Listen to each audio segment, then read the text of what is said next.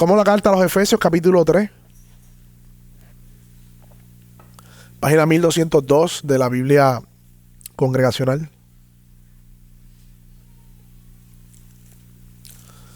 Ya estamos a mitad, casi, del libro de los Efesios. Efesios capítulo 3.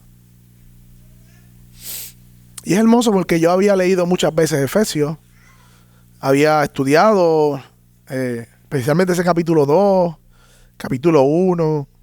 Pero como que ir nuevamente y estudiarlo, predicarlo y juntos como hermanos disfrutarlo, ya lo veo hasta distinto, no sé si le ocurre eso a ustedes. Cada vez que vamos a la palabra de Dios con un corazón sincero, la palabra sigue siendo viva y eficaz. Efesios capítulo 3, vamos a leer el versículo 1 hasta el 9.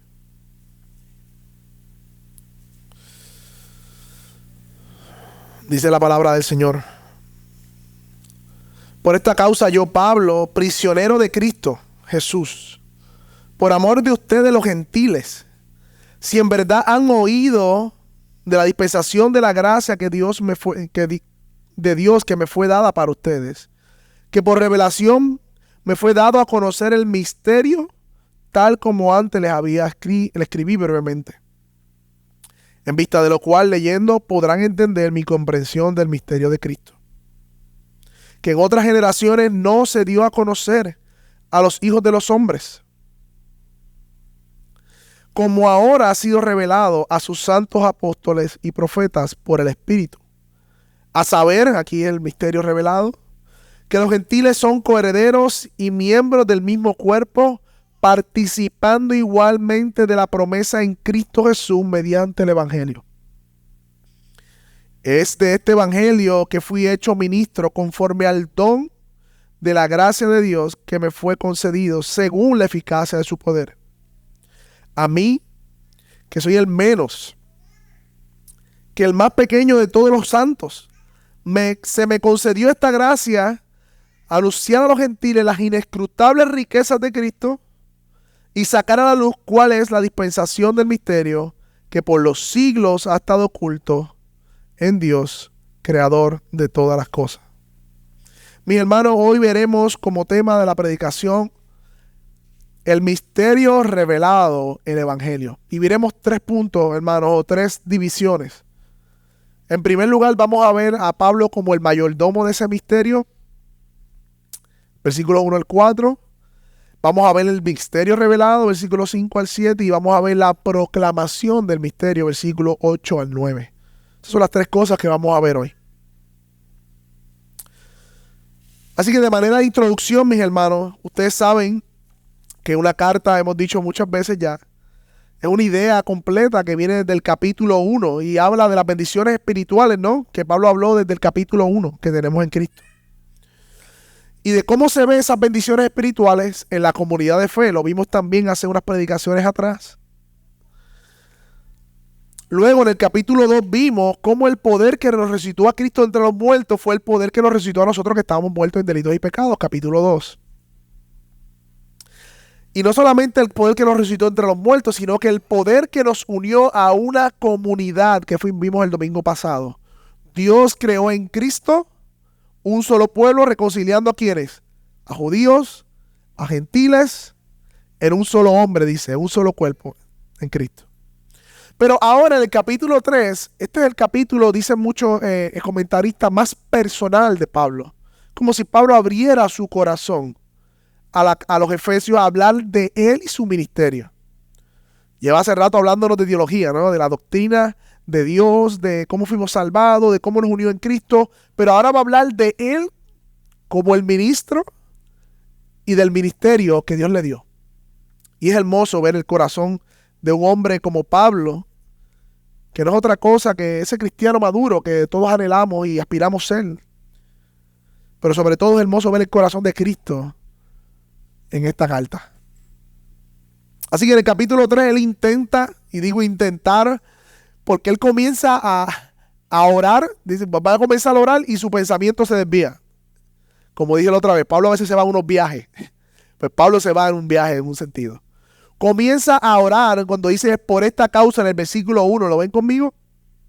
Pero si se dan cuenta y ven el versículo 14 que dice, por esta causa también. ¿Lo vieron? Y es que Pablo comienza a introducir una oración, pero introduciendo esa oración por los hermanos en Éfeso, se desvía en un pensamiento inspirado por el Espíritu para hablarnos del ministerio que Dios le dio. Versículo 1, míralo ahí. Por esta causa, no está desconectado del texto anterior que leímos. ¿Se acuerdan el capítulo 2, versículo 22 que dice que en Cristo también ustedes son juntamente edificados para morada de Dios en el Espíritu? Y por esa causa Pablo entonces va a orar. Esa es la base de la oración de Pablo. Y en el versículo 14 del capítulo 3 es que él comienza a decir que se arrodilla delante del Padre, que recibe todo nombre, familia en la cielo y la tierra, y le ruego que les conceda a ustedes, conforme a la riqueza de su gloria, el ser fortalecidos con el poder del Espíritu en el hombre interior, de manera que Cristo habite. ¿Ven la oración de Pablo? Que no la vamos a tocar hoy, pero está relacionada con el texto de 2.22, porque Cristo dice que hace morada a Cristo en medio de nosotros. Así que vamos a ver un paréntesis y en primer lugar vamos a ver el mayordomo del misterio revelado, que es Pablo. Por esta causa que dice, yo, Pablo. Y desde el capítulo 1, el versículo 1 del capítulo 1, Pablo no había hablado de él. Solamente se introdujo, ¿no? Así que esto es una señal de un aspecto muy personal de Pablo. Ahora va a decir, yo, Pablo, como si fuera a abrir más el corazón hacia los hermanos de Éfeso. Y se dirige personalmente a ellos. Y miremos cómo se describe a sí mismo. Y aquí hay una verdad hermosa. Yo, Pablo, dice el texto, versículo 1, prisionero de Cristo Jesús, por amor de ustedes los gentiles. Wow. Él se describe como prisionero de Cristo Jesús, por amor a ustedes los gentiles. Y ese término prisionero en la palabra original habla de estar atado. O sea que da la impresión de que cuando Pablo escribía esto, estaba atado, encadenado. Él estaba preso. Hermanos, encadenados mientras les escribía a ellos que tenían libre acceso al Padre. Y probablemente mientras escribía, escuchaba el sonido de sus propias cadenas. Y está animando a la iglesia desde la prisión, desde las cadenas, a que fijen su mirada en las cosas celestiales. Él no está negando la realidad que está viviendo. Dice, yo soy prisionero. O sea, no es como el evangelio falso de la prosperidad, que todos estamos en victoria. No es eso. Él está consciente de que estaba encarcelado y que estaba privado de su libertad, no por delito, hermano, sino de manera injusta, y esa era su realidad al escribir. Y esto nos deja algo claro, mi hermano. Y es que no ser cristiano no significa que no vamos a pasar por problemas o situaciones difíciles.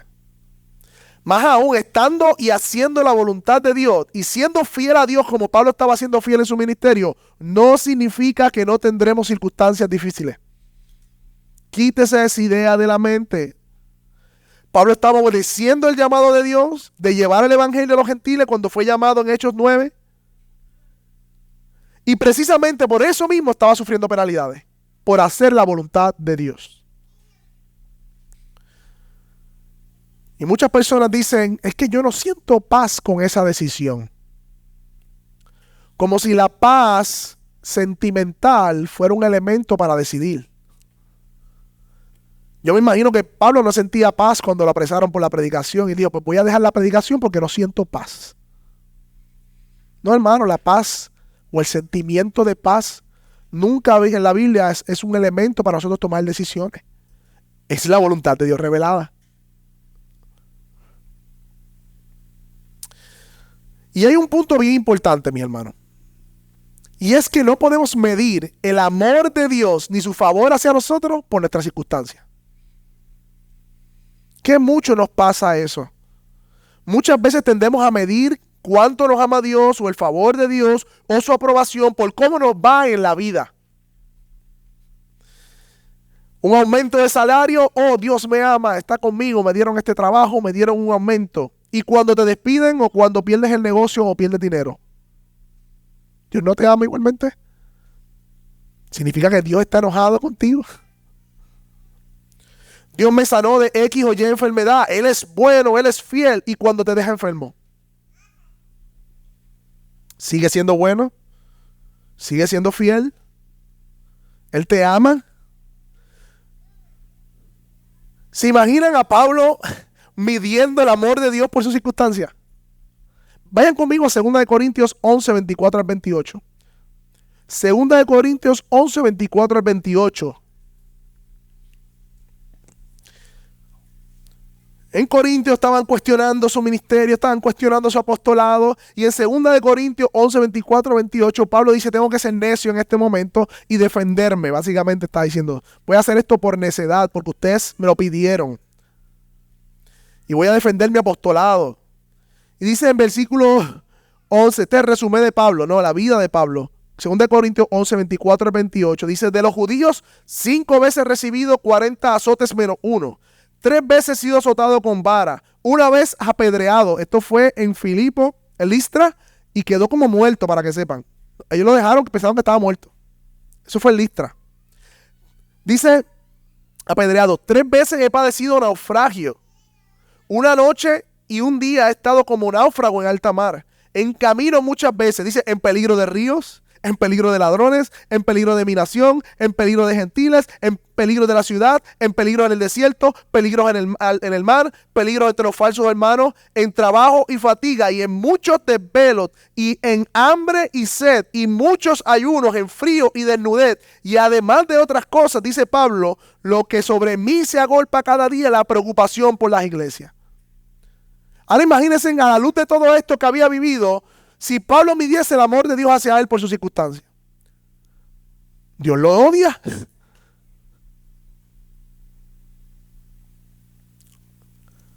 O Dios tiene algo en contra de él. Pero es de Pablo quien tenemos el testimonio del hombre maduro cristiano que nos invita a imitarlo a él. A la luz de todo lo que vivió, o Dios no lo amó, o Pablo era un pecador que merecía recibir todo eso, simplemente su vida estaba a la deriva. Si nos mantenemos, si interpretamos las circunstancias que tú y yo vivimos, si interpretamos el amor a la luz de nuestras circunstancias, eso es lo que podemos pensar. Por eso, mis hermanos, de nuevo repito, no podemos medir el amor de Dios ni su favor hacia con nosotros por las circunstancias que tú y yo estamos viviendo, sino que debemos medir el amor de Dios en referencia a la cruz de Cristo, a la obra salvadora de nuestro Señor Jesucristo, porque nuestro mayor problema fue solucionado en la cruz. Nuestra enemistad con Dios y por tanto la perdición eterna de nuestra alma, ya eso fue resuelto. De hecho, Pedro dice que es necesario que pasemos por tribulación, pero un poco de tiempo. Porque Pedro está viendo, comparado nuestra vida de cuánto, 60, 70 años, lo más, 80, 90, lo más, comparado a la eternidad. Miren cómo dice el texto, versículo 1, todavía estamos en el versículo 1. Prisionero de Cristo. O sea, no nos enseña a negar nuestra realidad que enfrentamos, sino a reinterpretar nuestra realidad a la luz de nuestro Señor Jesucristo.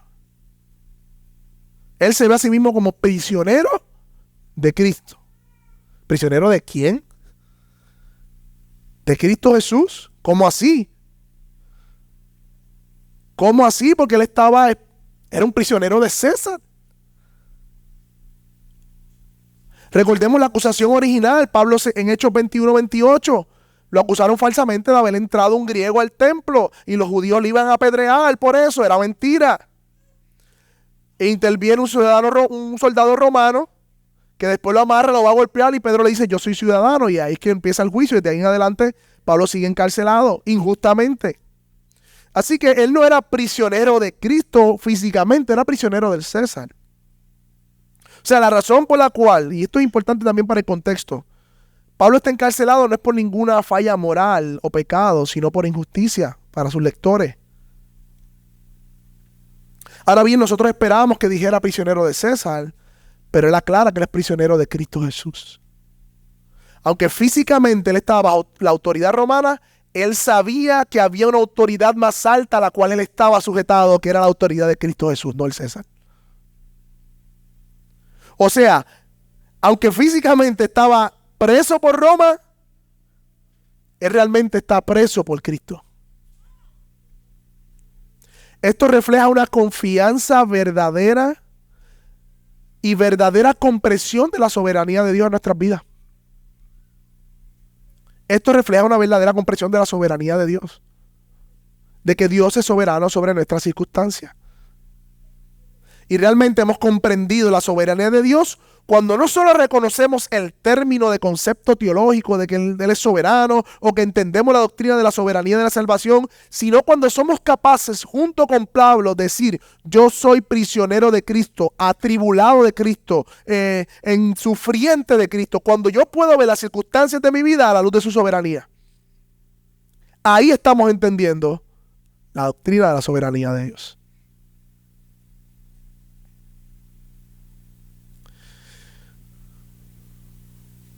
Hermanos, no podemos relacionar este concepto o doctrina de la soberanía de Dios solamente con la salvación, sino con toda nuestra vida. Y hermanos, este es el mayor consuelo que nosotros tenemos, el saber que nuestro Dios es soberano sobre cualquier circunstancia que tú puedas estar viviendo.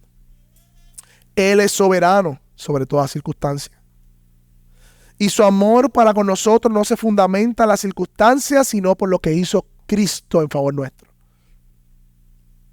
Dios me ama porque Cristo murió por mí, y esa es la prueba suficiente de su amor eterno para conmigo. Podemos decir enfermo de Cristo, desempleado de Cristo, con problemas en mi casa de Cristo. Podemos ver a Dios obrando detrás de las circunstancias. Podemos dar gracias a Dios en medio de las circunstancias difíciles. Podemos reconocer su soberanía sobre cualquier cosa. Mi hermano, yo creo que esta primera oración nos refleja eso. Por esta causa, yo, Pablo, prisionero de Cristo. Y la otra razón que mantiene a Pablo aferrado a lo que Dios le encomendó es el amor a los gentiles. Mire cómo sigue diciendo: por amor a ustedes los gentiles. Por amor a ustedes los gentiles. El llamado que Dios le hizo a Pablo le trajo muchos problemas a Pablo, con sus compatriotas judíos y aún con los gentiles. Por eso el llamado que él continúa haciendo, ¿verdad?, de predicarle el evangelio a los gentiles, está fundamentado en lo que Dios lo mandó a hacer y en el amor por a quienes Dios le mandó a predicar. Y eso es verdadero amor, porque Pablo se estaba privando aún de su libertad por beneficio de otros. Él podía negar: mira, no, es verdad, soy judío, niego toda la doctrina de que Dios va a salvar a los gentiles, estos son mis compatriotas, yo siempre he sido fariseo, fue una equivocación mía, me retracto, se acabó. Los judíos hacían: muy bien, gracias Pablo, César, ya suéltalo, vamos, sigue tu vida. Pero quien sostiene a Pablo ahí es el llamado que Dios le dio y el amor que él tenía por los gentiles, de predicarles el evangelio. El amor es el fundamento del ministerio cristiano, y hermanos, bien importante, no veamos a Pablo ni el ministerio cristiano como el pastor o los diáconos o los misioneros. No, usted es un ministro de Dios, un servidor de Dios. Y el fundamento de su servicio a Dios es el amor a otros. Y el amor a otros es privarme de mis beneficios por el bien de otros. Por el bien de otros. El amor no mira hacia adentro, sino hacia afuera. Y Pablo tenía todas las razones para quejarse de injusticia civil y de quejarse con los gentiles y de estar ensimismado. ¿Y por qué a mí me pasa esto? Y mira, yo, si yo te sirvo, mira estos gentiles malagradecidos, mira estos judíos. Y él estaba animado, mis hermanos. Animado y animando a otros en medio de sus circunstancias. Pero este amor de Pablo apunta a un amor mucho más grande, que es el amor de nuestro Señor Jesucristo. Que ese sí es el verdadero siervo sufriente. Santo, sin pecado, sin ninguna necesidad de bajar de su trono. Él, por amor a sus escogidos, por amor a sus hijos, se despoja de toda gloria y se viste de debilidad, mis hermanos, para venir al polvo de la tierra y ser un siervo sufriente, rechazado, escupido, ensangrentado. Mis hermanos, el amor que vemos aquí que Pablo le tiene a los gentiles no es otra cosa que un reflejo del amor de Cristo que ha tenido por cada uno de nosotros. Que siendo Dios, no estimó ser igual a Dios como cosa que aferrarse. ¿Qué clase de amor nos ha mostrado Cristo Jesús a nosotros? Y en este momento, Pablo, pensando en ese amor, su pensamiento se desvía para hablarles entonces de la responsabilidad que Dios le concedió a él. En el versículo 2, vayan conmigo. Y comienza diciendo: si en verdad han oído de la dispensación de la gracia que me fue dada para con ustedes. Esta expresión que se traduce si en verdad han oído, hay otras versiones que lo traducen como sin duda se han enterado, o doy por sentado que ustedes saben, como asegurando que ustedes han oído esto. Pero puede ser también que habían otros creyentes que no conocieran personalmente a Pablo. Recuerden que Pablo estuvo cerca de 3 años en Éfeso. Y puede ser que haya otra generación de creyentes. Y dice, si ustedes han oído, aunque sea de segunda mano, Dios me ha dado una dispensación de gracia para con ustedes. Y esta palabra que se traduce como dispensación, mis hermanos, no es otra cosa que la palabra mayordomo o administración. O sea, Pablo le dice a ellos: Dios me ha hecho responsable a mí de administrar a ustedes los misterios de Dios. Eso es lo que está diciendo Pablo a ellos. O sea, Dios es el que decidió el qué y el cuándo revelar su plan, y me escogió a mí como responsable para administrar esa revelación para ustedes, gentiles. Y hoy Pablo no era el único que hizo esto, habían otros apóstoles también, pero se está presentando él. Pero también vemos en la Escritura que de manera especial y personal, Dios escoge a Pablo como el ministro de los gentiles. ¿Recuerdan Hechos 9? Cuando Ananías dice, yo no voy para allá, Dios le dice, él está orando, y Ananías le dice, mira, es que Saulo de Tarso es el que nos persigue. ¿Cómo que voy para allá? Y mira lo que Dios le dice en Hechos 9:15. El Señor le dijo, ve, Ananías, donde Pablo, porque es instrumento escogido para mí, para llevar mi nombre en presencia de los gentiles. Así que Dios le dio un llamado especial a Pablo para nosotros los gentiles. Y en 2 Timoteo dice que él fue constituido predicador, apóstol y maestro de los gentiles. En el Concilio de Jerusalén también vemos que le dan la verde para que siga ministrando a los gentiles mientras Santiago se quedaba con los judíos. Y viendo el pasaje, vemos que Pablo ve como un don o un regalo el ministerio hacia los gentiles. Eso es lo que dice ahí. Dice en el versículo 2, que lo leímos ahora, dice, si en verdad han oído de la dispensación de la gracia que me fue dada. O sea que Pablo ve como un don el hecho de ministrarle a ellos. Y esto nos habla del corazón que Dios le da a sus siervos y a nosotros, porque los gentiles eran despreciables para los judíos. Era una nación despreciable, eran gente despreciable. En otras palabras, Dios puso a Pablo a hacer lo que ningún judío haría, por decirlo de una manera. Y Pablo lo ve como gracia. Pablo lo ve como gracia. Sus compatriotas lo veían como algo detestable quizás, pero Pablo ve que Dios le dio un don, una gracia especial para predicarle a los gentiles. Y esto es hermoso, mis hermanos. Esto nos enseña a no evaluar y a no valorar nuestro servicio al Señor por lo que hacemos necesariamente, donde sea que Dios te haya puesto, ni a la luz del mundo o a lo que la gente considera honroso, sino a la luz de la gracia de Dios y cómo Dios valora aún lo que el mundo ve por pequeño. Muchos de nosotros venimos con la idea de que un ministerio honroso es ser pastor, ser diácono, ser un influencer, ser, tú sabes, los más conocidos y vistos y expuestos. Pero la realidad es que no debemos evaluar cuánto Dios valora el ministerio que Dios ha puesto en nuestras manos por esas cosas. De hecho, en 1 Corintios 1, 12 al 22 dice que los miembros que parecen más débiles son los más necesarios. Hablando de la gente en el cuerpo, en la iglesia. Y a los que se ven de menos honor, Dios los viste con más honor. O sea, mis hermanos, que donde quiera que Dios te haya puesto a servir, ahora estamos hablando de Pablo, sí, el ministro, pero también Dios a cada uno le ha dado un don, una gracia especial.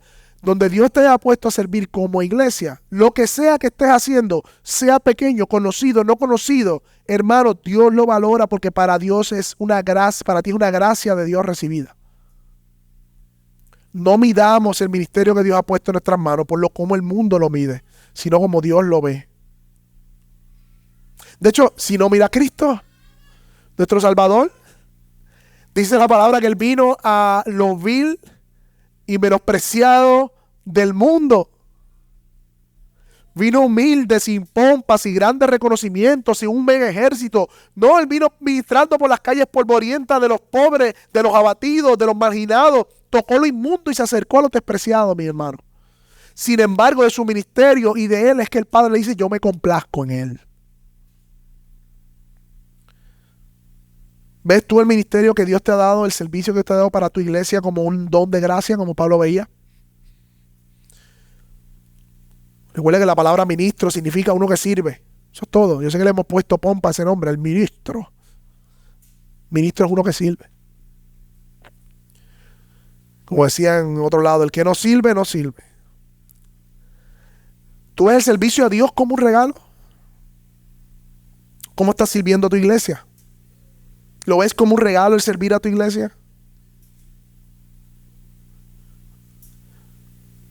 Por otro lado, no sé si ves cómo la vida del apóstol Pablo, cristiano maduro que somos, llamados a imitar. No sé cómo ves el propósito de tu vida, pero la vida de Pablo estaba centrado en la iglesia y en el evangelio.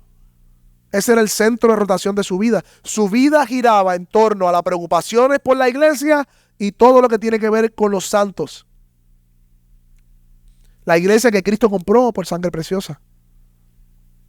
Y este llamado no solamente para Pablo, ni para el pastor, ni para el ministro de la palabra y todo lo demás que le podamos poner. Es un llamado que se extiende a todo creyente. A todo creyente. Y vemos también que la medida que Dios le dio de gracia a Pablo en el versículo 2 no era para él, era para ministrarle a otros, para servir a otros. Era para servir a otros, para los gentiles. Pero es bien importante, mi hermano, que esta medida no era una invención personal ni producto de su imaginación, mira el versículo 3 conmigo, sino que dice que por revelación me fue dada a conocer el misterio tal como antes le escribí brevemente. O sea que fue por revelación de Dios, y aquí tenemos dos palabras importantes, revelación y misterio. ¿Qué es revelación, mi hermano? ¿Qué es revelación? Bueno, Pablo dice que Dios le reveló el misterio del evangelio. ¿Y cuándo fue eso? Hay unos que ven que fue de camino a Damasco cuando iba y se cayó del caballo. No se cayó del caballo, no dice eso. Cuando iba de camino a Damasco, en el capítulo 9 de Hechos, y Dios lo llama, dicen muchos que él era un estudioso del Antiguo Testamento y que en ese momento al Jesús llamarlo, él entiende que Cristo es el Mesías y toda su teología cambia. Por revelación, en ese sentido. Pero otros también lo ven cuando estuvo 12 años escondido en Damasco, en un desierto. Donde hay una experiencia en 2 de Corintios donde dice que subió al tercer cielo. Sea como sea, mis hermanos, el apóstol Pablo había recibido revelación de Dios con autoridad para ministrar a la iglesia. Así que mi hermano, él comprendió que Cristo era Jesús, era el Mesías y el Salvador, y por eso él va al pueblo gentil a decirle, Dios también ha extendido esta gracia para ustedes. Versículo 4, en vista de lo cual, leyendo, podrán entender mi comprensión del misterio. Y es bien interesante porque nos imaginamos a todos los de Efesios con una Biblia en la mano. No, hermanos. Muy pocos tenían Biblia y muchos eran analfabetas.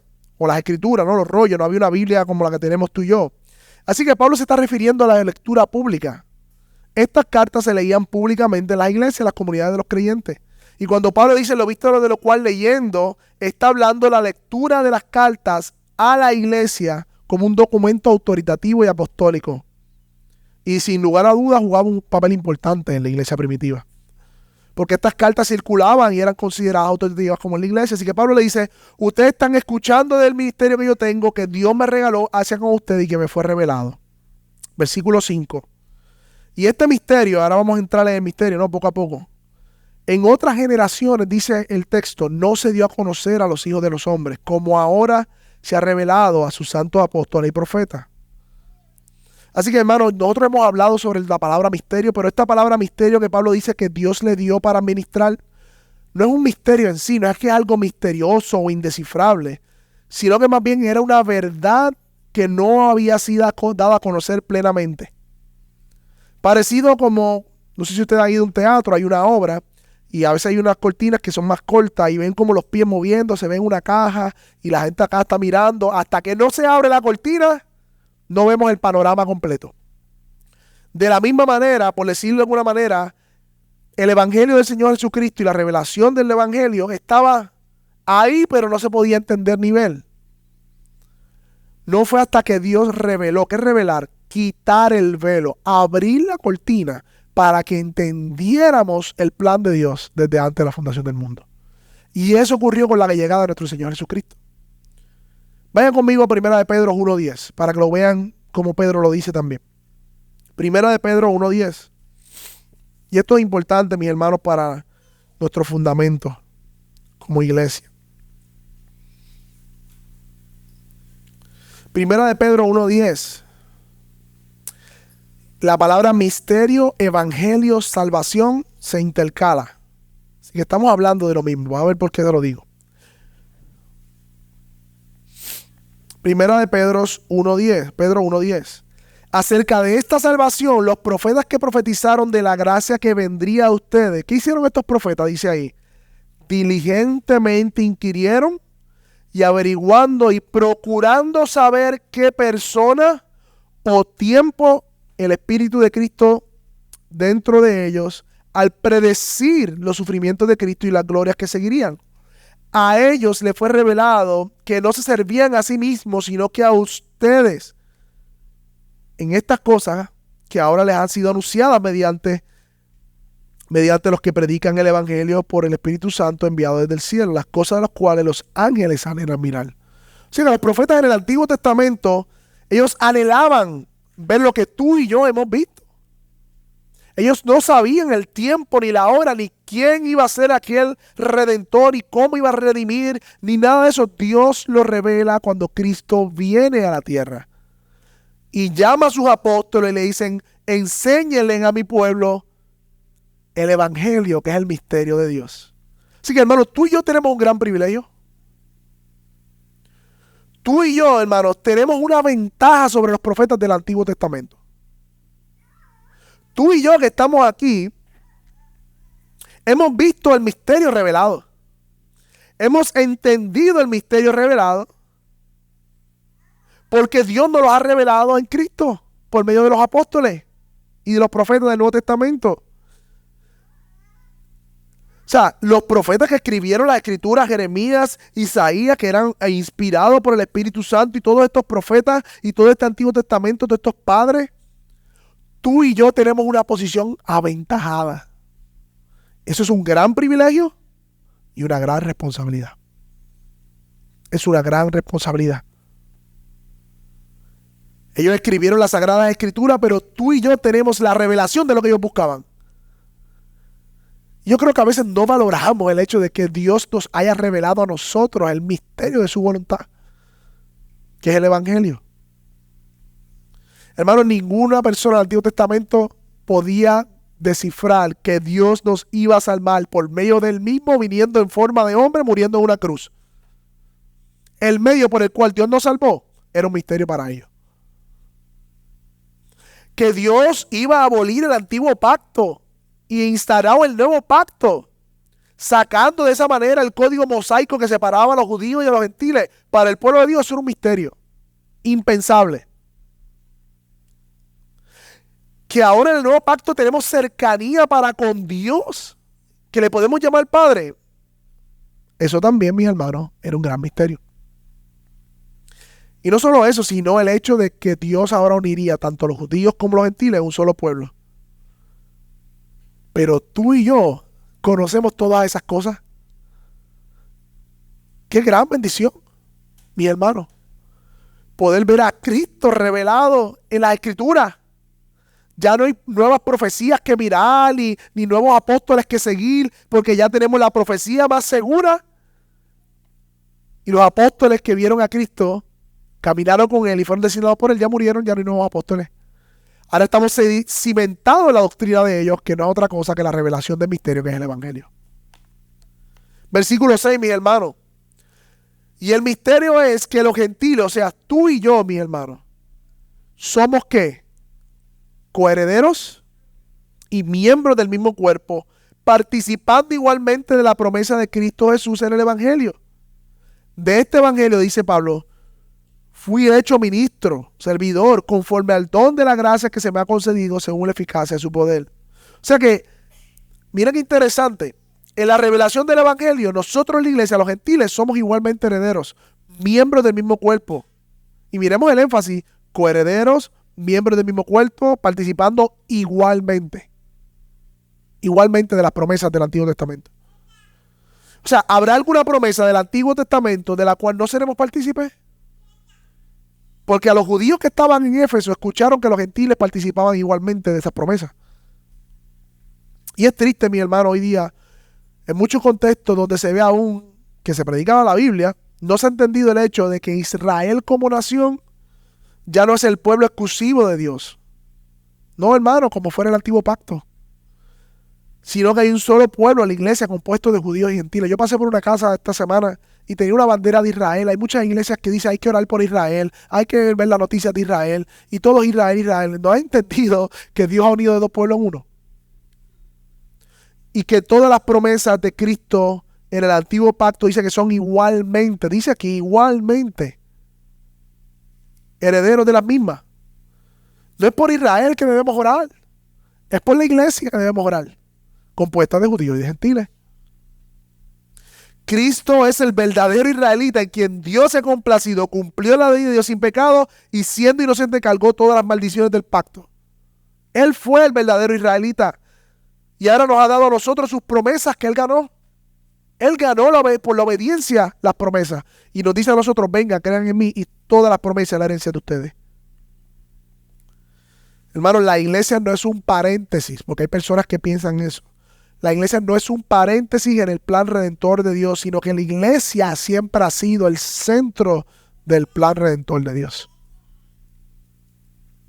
Ahora bien, por otro lado, tampoco Israel es simplemente una espiritualización de la iglesia. No podemos decir, la iglesia es lo mismo que Israel. No podemos hacer eso tampoco. No seríamos honestos con la Escritura. No, hermano, Israel no es la iglesia, porque la cabeza de la iglesia es Cristo y en el antiguo pacto Cristo fue anunciado y prometido, pero no había venido todavía. Podemos decir que cuando miramos el Antiguo Testamento, Israel tipificaba a la iglesia, sí podemos decir eso. Que el antiguo pacto apuntaba al nuevo pacto, sí podemos decir eso. Pero es importante que entendamos algo, mi hermano. Dios obra en el tiempo. Y debemos distinguir lo prometido de lo realizado. Por ejemplo, mi hermano, no está bien decir, Dios me salvó en la eternidad pasada. Porque la salvación ocurre en tiempo.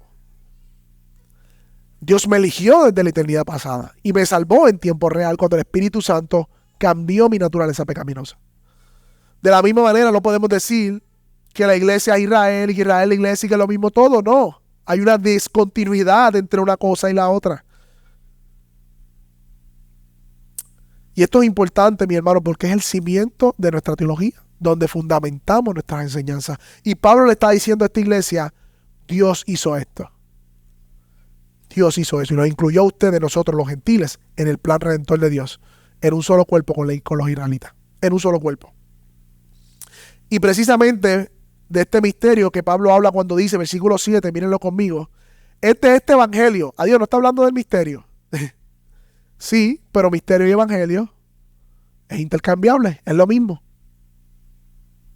Fui hecho ministro conforme al don de la gracia de Dios que se me ha concebido según la eficacia de su poder. O sea, El Evangelio no solo abarca la vida, la muerte y resurrección de Cristo, el Evangelio abarca todo el plan redentor de Dios.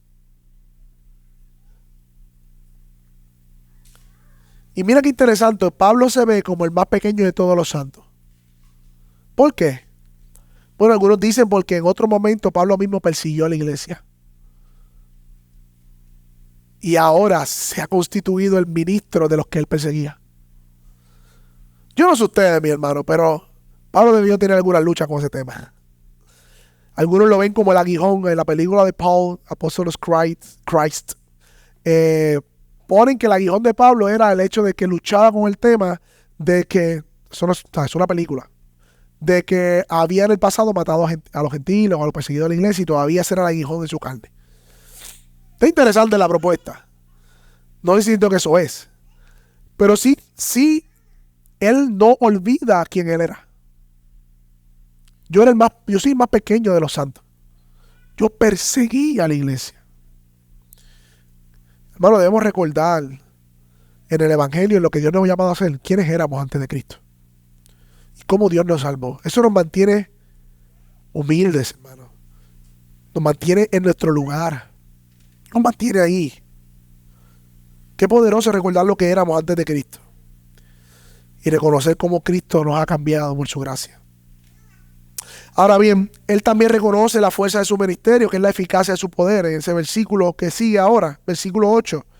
A mí, que soy el más pequeño de todos los santos, lo que estamos hablando ahora, se me concedió esta gracia de anunciar a los gentiles las inescrutables riquezas de Cristo y sacar a la luz o iluminar cuál es la dispensación, no es otra cosa que la mayordomía del Evangelio, del misterio que por los siglos ha estado oculto en Dios, creador de todas las cosas. O sea que a Pablo se le concedió dos cosas y es lo mismo que se le ha concedido a cada uno de nosotros. En primer lugar, anunciar la riqueza de Cristo y en segundo lugar, enseñar cómo Dios hizo lo que hizo. Eso no es solamente a Pablo, eso es a cada predicador y a cada uno de ustedes, mis hermanos. Somos llamados a anunciar a aquellos que no están en Cristo. Mira cómo lo dice ahí. Las inescrutables riquezas de Cristo. Y miren el orden. Somos llamados a enseñar al mundo qué hermoso es el Señor. Y luego dice aquí, y sacar la dispensación del misterio. Entonces, como que dice, desempacar el misterio revelado para ellos. Muchas veces lo que hacemos es querer enseñarle a personas que no han venido a Cristo lo segundo. La lección, el plan misterioso de Dios, y bueno, estemos en temas ahí. No, ellos lo que necesitan saber cuán hermoso es Cristo. Ellos necesitan saber el Evangelio, que son pecadores y que Cristo es Salvador. Ese es el tema de nuestra predicación. Luego que se convierten al Señor, entonces dice, ahora yo saco a la luz, dice Pablo, la dispensación del misterio. Ahora yo le empiezo a enseñar a aquellos que se han convertido al hermoso Cristo cómo fue el Evangelio, qué es el Evangelio, lo grande del Evangelio, las doctrinas hermosas del Evangelio. Y ese era el ministerio de Pablo. Ahora, no es diferente contigo y conmigo. Tú y yo somos llamados, mi hermano, a anunciar la hermosura, inescrutable riqueza de Cristo y luego dar a la luz de cómo Dios en su plan eterno hizo lo que hizo. La pregunta es si nosotros estamos haciéndolo.